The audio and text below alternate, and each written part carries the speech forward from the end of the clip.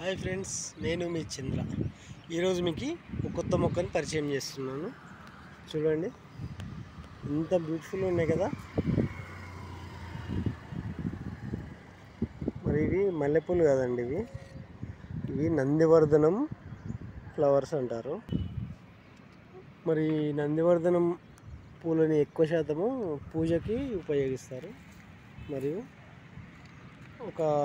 ఈ మొగ్గలు కూడా చూడండి ఎంత బ్యూటిఫుల్గా, ఎంత ఎక్కువగా వచ్చినాయి, విరగబూసినాయి ఏకంగా. ఇవి కూడా మన గార్డెన్లో ఉన్నాయండి. మరి ఈ నందివర్ధనం మొక్క ప్రాపిగేషన్ కూడా చాలా ఈజీ. ఇది కొమ్మ నాటితే కూడా వచ్చేస్తుంది. మరి ఆ కొమ్మకి మనం మట్టిలో కానీ కోకోపీట్లో కానీ పెట్టేసి ఒక నెల రోజుల వరకు దాన్ని జాగ్రత్తగా చూసుకుంటే దానికి మరి వేర్లు వచ్చేస్తాయి. ఈ విధంగా చూడండి, అది ఎంత అసలు మాకు దాదాపుగా అంటే ఇక్కడ గార్డెన్లో చాలా మొక్కలు ఉన్నాయి. ఇక్కడ నందివర్ధనం మొక్కలు కూడా అందులో ఒక భాగము. చూడండి ఫ్రెండ్స్, ఎట్లా విరగబూసినాయి. అసలు దీనికి వాటరింగ్ కూడా మేమే చేస్తాము. నందివర్ధనం పూలు మంచి పూజకు ఉపయోగపడతాయి.